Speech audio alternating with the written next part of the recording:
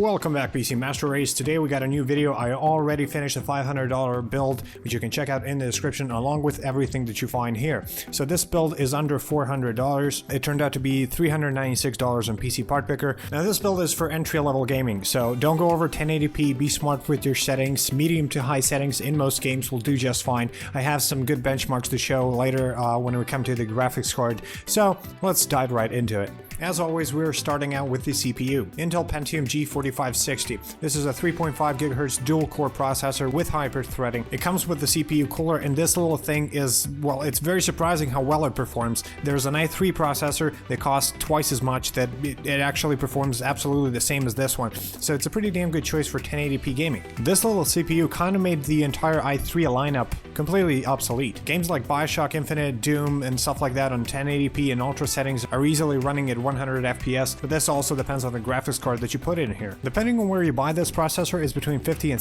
$70, but even at that price it's still a steal. Next up we have the motherboard. I went with Asus 110M-E. This motherboard is a micro ATX motherboard, so it's pretty small. It has only 2 memory slots, but it is DDR4. It supports DDR4 2133 memory, which is also the RAM memory that I chose for this build. It does not support RAID, it does not support Crossfire or SLI. It has 4 SATA 6 connectors and supports USB 3.0. Now this is a very bare bones motherboard, but it is pretty high quality and it's going to fit in everything on this build just fine. It also comes with M2 slots, so if you do want to upgrade later on to a faster M2 SSD, you can do that no problem. Moving on to the RAM memory, remember what I said about the memory speed on the motherboard. The maximum that it supports is 2133, which is also the same memory speed I chose for the crucial 8GB DDR4 memory. Now, since the motherboard we went with only has 2 memory slots, you might want to decide to go with 1 stick of 8GB, so you can upgrade it later on to 16 gigs, just buy another one when you get the chance.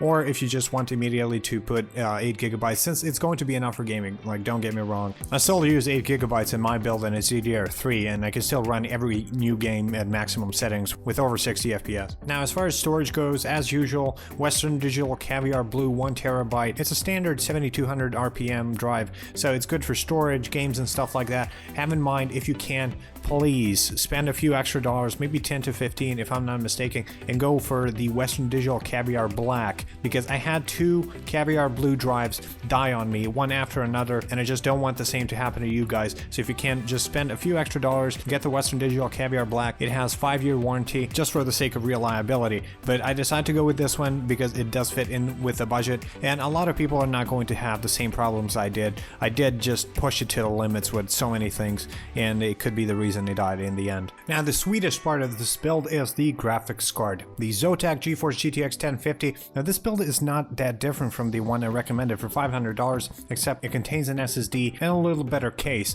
But moving back to the graphics card, this one comes with 2 GB of memory, so it's perfect for 1080p gaming at a budget, and it's also a mini version. It just means you'll have more space in your case for extra stuff. Core clock 1.35 GHz, boost clock 1.46 GHz. It does not support SLI or Crossfire, but neither does the motherboard. It supports G-Sync, but I mean, at this budget, you're probably not going to be taking advantage of that. Cheapest one I could find was on Amazon or Newegg. Well, both have the same price of about $99, while $100. The settings for the benchmarks that you're seeing right here are as follows. Battlefield 4 is at medium settings, Dirt Rally is at medium, MSAA off. Dying Light has all high settings on full HD resolution, while all of these games are using full HD resolution in this test. GTA 5 on high settings with 2 times MSAA. Mad Max quality is set on normal, but also full HD resolution. Rise of the Tomb Raider, medium settings but full HD. Witcher 3 Wild Hunt, medium settings, full HD. Now, it's beating the 950, it's beating the XFX Radeon RX 460, and it's beating the 750 Ti. So overall, for this kind of price, it's an amazing graphics card. If you want to go with high settings on this graphics card on all of these games, make sure you turn off anti-aliasing, make sure you lower the shadow quality and some other gimmick video settings that you find around, and the performance will be great. Now, if you want this computer just to play like simple games like CSGO and Overwatch and stuff like that,